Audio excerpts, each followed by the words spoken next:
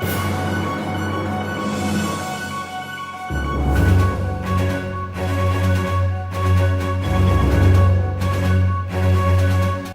fifth graders! I am so excited to get back into video land. You can see that I'm recording from inside school. It's been a day. We're really launched into some pretty difficult math explorations today in terms of volume. Happy to report that our lesson today is going to be more volume. Good news is now what we're doing is just kind of getting into traditional algorithm where we just use a formula for volume and identify length, width, and height, multiply those three numbers together, and you have the volume. So let's take a look at some problems. Okay, friends, it's happening. We are back after testing. I'm getting confused. I'm trying to write lesson 4. We're getting back into the swing of things, back into math videos, and I'll put normal in air quotes, our normal instruction. Things were never really normal in 5th grade, but I'm so excited to be back with video. We are going to take a look at volume, and it's going to be great. I want you to recall that volume, and we worked on this we worked on this before testing, and a volume really is just how many cubes would it take to fill a prism that looks like this. Remember, we started off the module making those 3-dimensional cubes out of paper. It was great. And then we were doing investigation, trying to figure out how many, what the volume would be of those cubes. And we were able to decide that volume is just very simply the amount of cubes that fill up a space. The formula for volume, V, volume, equals the length times the width times the height. It's a 3-dimensional measurement, so we have 1, 2, 3 dimensions. For area, keep in mind, it's just simply length times width. That's a 2-dimensional measurement. Think of an area rug. It's flat. It's just the length times the width, where the volume is now 3 dimensions. So we're just going to go through these. We're going to check out a few different prisms, and then we're going to determine the volume of each. A lot of kids get really bent when they're trying to figure out, oh, is this the length or is this the length? Actually doesn't matter, because I could pick this up and I could rotate this around, and then the length could become the width and the width become the length. Just make sure that you just go ahead and commit, okay, I want this to be the length or I want this to be the length. It seriously does not matter, because these are 3-dimensional pieces and I can move them in. Well, I mean, this is obviously a drawing, but this is a drawing or a printout of a 3-dimensional space. Just you decide what works best for your head. Height is definitely, I feel like that's not like any big giveaway. How tall is this building? And then I'm going to determine when we go back this way, that's going to be my width, and then this is going to be my length.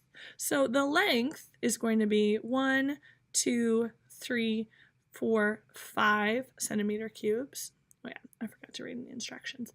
Each rectangular prism is built from centimeter cubes. These are just like the centimeter cubes that we use in class. State the dimensions and find the volume. Again, volume has 1, 2, 3 different dimensions that we have to consider before we're able to designate the volume of any given prism. So the length is 5 centimeter cubes. The width, meaning how far back does that go, is 1, 2. And I'm just counting the faces. Do you see how I have 5 square faces up front, and then when we kind of go back in space, there's 2 square faces? And now for the height, I'm just counting 1, 2, 3, 4 faces again, those square faces. Oops, I counted 4, but my hand wants to write a 5. So now for the volume, all we're going to do, friends, is we're going to consider the equation for volume. Volume equals length, which is 5, times width, which is 2, times height. And we can do this in our head. 5 times 2 is 10. 10 times 4 is 40. The volume of this prism is 40 centimeters cubed. Keep in mind it's cubed, or it's to the 3rd power, because we have 1, to 3 dimensions that come together to make the volume. So do I see clearly 40 cubes here? I do not, because we cannot see through these particular cubes, just like we can't see through the plastic cubes that we use in class. But I know that there are 40 here, and I know that I can know that a few different ways. I can look at the top floor of this building is 2, 4, 6, 8, 10 cubes. So there's 10 cubes on the top floor, which means there's 10 cubes on the third floor, and then there's 10 cubes on the second floor and 10 cubes on the first floor. Oops, oh no, I pressed the button. 10, it's been a long time since I've used the pen and I forgot about that darn button. 10 times 4 is 40, and that is, goodness sakes, and that is exactly what we got here. Cool. There's so many different ways that we can look at this, friends. Let's look at the second one. So this is going to be my length, and that's going to be my width, and then that's going to be my height. So my length, how many square faces do I see up front here? Well, I see 1, 2, 3. My length is 3 centimeters. What is my width? How far back does this go? I see 1, 2 square faces. Beautiful. And then how high is this prism? I see 1, 2, 3, 4, 5 floors. Volume, again, our formula for volume is going to be our length, which is 3, times our width, which is 2, times our height, which is 5. Very simple basic numbers that we're starting with here, friends. 3 times 2 is 6, and then 6 times 5 is 30. Beautiful. Again, can I count all 30 cubes here? No, because we can't see through the cubes. But we can use some reasoning. I'll just use that wonderful reasoning that we carry with us wherever we go to check to make sure that that's logical. If I look at the top floor here, and I look at the top floor instead of the bottom floor, just because I can see the face, I can see the square faces on the top floor. So on the top floor, I see that we have 1, 2, 3, 4, 5, 6 cubes. And there's 1, 2, 3, 4, 5 floors. Each of the floors, 1, 2, 3, 4, 5 floors, if we were looking at this like a building, consists of 6 blocks. Okay, so 6 times 5 is 30, which is exactly what we got here. We are geniuses. Let's take a look at one more. And the reason why I tell you not to get too bent about length times width is because look at how this prism is rotated. If you commit to just being very set in your ways about saying this has to be length and this has to be width, you're going to get really, well, you will not, but some kids, like some other kids that don't know any better, can get really bent when they see, oh no, this prism has been rotated. As long as you have 3 dimensions, we're good. Height is never something that bothers kids. So height, okay, that's how tall it is. And then I'm gonna do my width here. I'm gonna consider that my width. And then that means that the front, this is gonna be my length. Cool, so now let's just put in our dimensions. Length is 1, 2, 3, 4. Again, we see 4 squares. That's 4 faces of the cubes. Our width, right here, I can see 1, 2, so it's 2 centimeters wide. And then our height is 1, 2, 3, 4. If that were a building, it would be 4 stories tall. So our dimensions for this prism are 4, 2, 4. Volume, again, is equal to the length, which is 4, times the width, which is 2, times the height, which is 4. So 4 times 2 is 8, and then 8 times 4 is 32. The volume of this prism is 32 centimeters cubed, or 32 centimeters to the third power. Third power, again, friends, is because we have 3 dimensions. Let's look and see if that agrees with our logic. This time, I'm going to count how many cubes I have on the first floor. I see 1, 2, 3, 4, 5, 6, 7, 8. So 8 cubes on the first floor. And then that means we'll have the same on the second floor because this is a prism. You don't see any like indentations. We know that this is a solid prism. 8 cubes on the third floor and then 8 cubes on the fourth floor. 8 times 4, 32. Hiya, that was great.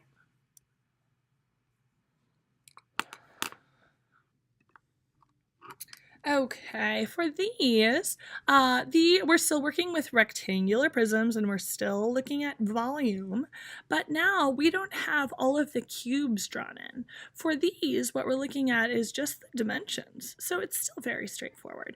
In the directions, we are told to calculate the volume of each rectangular prism, include the units in your number sentence, okay? So please recall again, and I'm going to repeat this many, many, many times. My hope for you is that you memorize this formula. Volume equals length times width times height. Okay, so I'm going to first write our expression for this prism. We need to figure out what the volume is. So the volume is going to be equal to 8 inches times 4, so that's our length, times our width, which is 4 inches, times our height, which is 8 inches. Beautiful. So all I have to do in order to figure out our volume for this prism is going to multiply 8 times 4, which is 32. And then I need 32 times 8, which I don't know off the top of my head. And it is absolutely great just to use the space to do some quick multiplication. 8 times 2 is 16.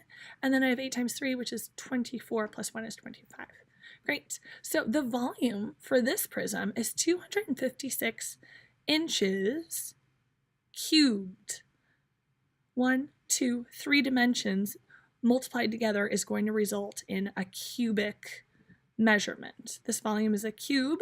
Our unit is inches cubed, meaning it would take 256 tiny little 1-inch cubes. These aren't centimeter cubes, these are inch cubes to fill this prism. Cool. Let's look at this one. Oh, this one's meters. So this one's big, big, big, but we're not afraid of that. So imagine like a giant rectangular prism. And so for this one, what we're looking at, friends, is we're filling this one with meter cubes. So imagine multiplying our little centimeter cubes by 100, essentially, to get a giant meter cube. That would actually might be kind of fun. Okay, so in order to figure out the volume for this space, we are going to have to multiply 3 meters times 7 meters times 10 meters. Does it bug anyone that I didn't do length times width times height? I'm sorry if that bugged you, but here's the deal, friends. When we're multiplying, it doesn't matter what order we're multiplying in. Just like when we're adding, I can do 1 plus 2, or I can do 2 plus 1. That's fine. So as long as all 3 of your dimensions are being multiplied together, the order in which you multiply them does not matter because we are multiplying. If we were dividing or subtracting, heck yeah, it would matter, but for multiplying, just make sure all the dimensions get in there, your length, your width, and your height. Okay, so I'm going to multiply 3 and 7 together to get 21. So then I have 21 times 10. I don't have my units in yet. I know by the power of the place value chart, 21 times 10, or let's look at 21 times 1 is 21, but this 0 is coming to the party because when we multiply something by 10, we know it's going to get bigger. It's going to move that way on the place value chart. So 21 times 10 is 210. Our unit is meters, but it's not flat meters, it's cubic meters. It will take 210 cubic meters, imagine a meter, 1 meter by 1 meter by 1 meter cube, to fill the space, which is actually kind of fun. I like that.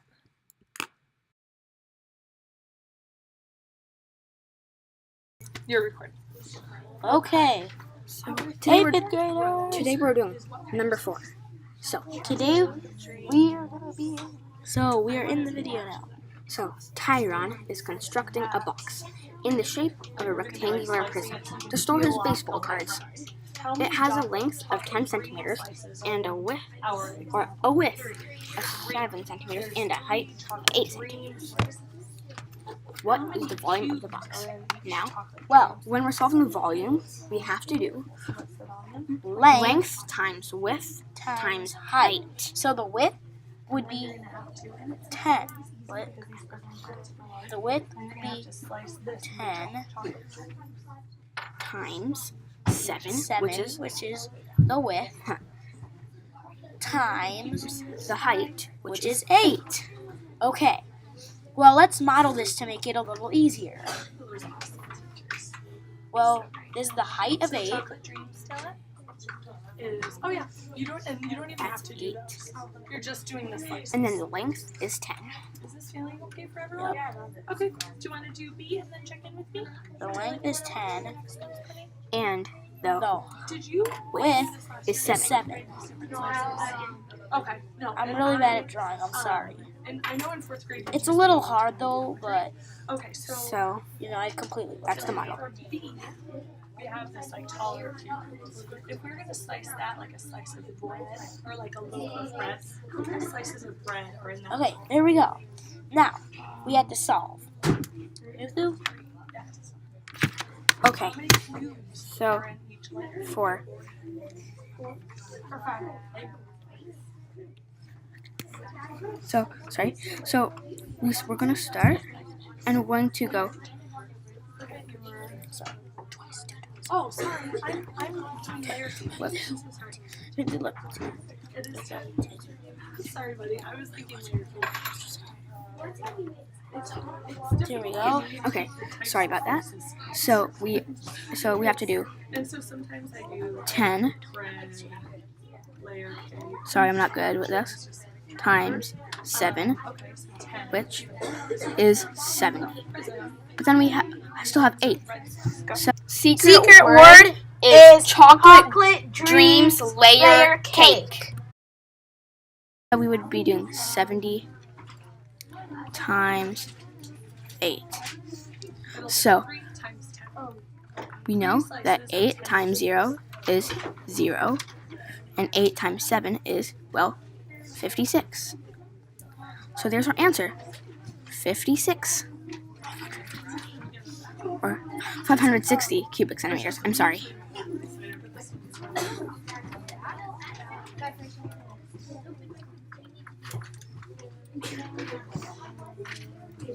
Bye.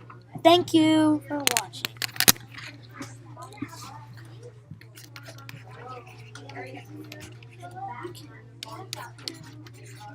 Thank you.